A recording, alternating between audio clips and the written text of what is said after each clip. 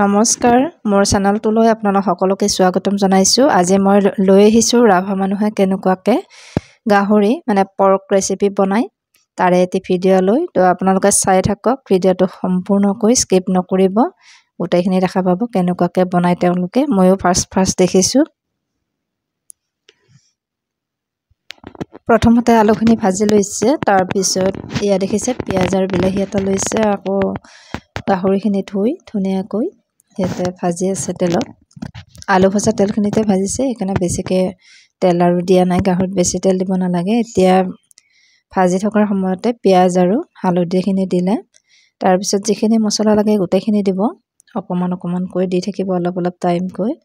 তো আপোনালোকে চাই থাকক কেনেকৈ বনায়, ময়ো চাই থাকিম। ফাৰ্ষ্ট টাইমৰ কাৰণে ময়ো ঘৰত বাহিৰত এই বাইদেউ এজনীয়ে বনাই আছে, তেওঁ ৰাভা হয়, ৰাভা বাইদেউ এজনীয়ে বনাই আছে এয়া।